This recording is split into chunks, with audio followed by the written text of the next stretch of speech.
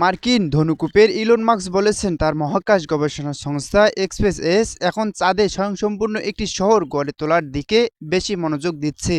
আগামী 10 বছরের কম সময়ের মধ্যে সেখানে এমন শহর গড়ে তোলা সম্ভব। ইলন মাস্ক তার নিজের মালিকানাধীন সামাজিক যোগাযোগ মাধ্যম এক্সের সাবেক টুইটার গতকাল রোববার এক পোস্টে লিখেছেন, এক্স এখনও 5 থেকে 7 বছরের মধ্যে মঙ্গল গ্রহে শহর গড়ে তোলার সেই দীর্ঘদিনের উচ্চ আকাঙ্ক্ষা ধরে রেখেছে। তবে বর্তমান প্রধান অগ্রাধিকার হল সভ্যতাকে সুরক্ষিত করা এবং চাঁদে দ্রুত পৌঁছানো। মার্কসের এ মন্তব্য গত শুক্রবারের ওয়াল স্ট্রিট জার্নালের একটি প্রতিবেদনেই প্রতিধ্বনি। ওই প্রতিবেদনে বলা হয়েছিল, এক্সপেস বিনিয়োগকারীদের জানিয়েছে তারা এই চাঁদকে অগ্রাধিকার দিচ্ছে, মঙ্গল গ্রহে অভিযানের ভবিষ্যতে অন্য কোনো সময়ের জন্য তুলে রাখবে।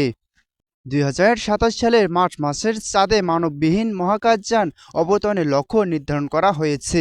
অথচ গত বছরের পর্যন্ত মার্কসের লক্ষ্য ছিল 2026 সালের শেষের দিকে মঙ্গল গ্রহে মানববিহীন মিশন পাঠানো। শান্তরা অর্পণ, সমবলা নিউজ।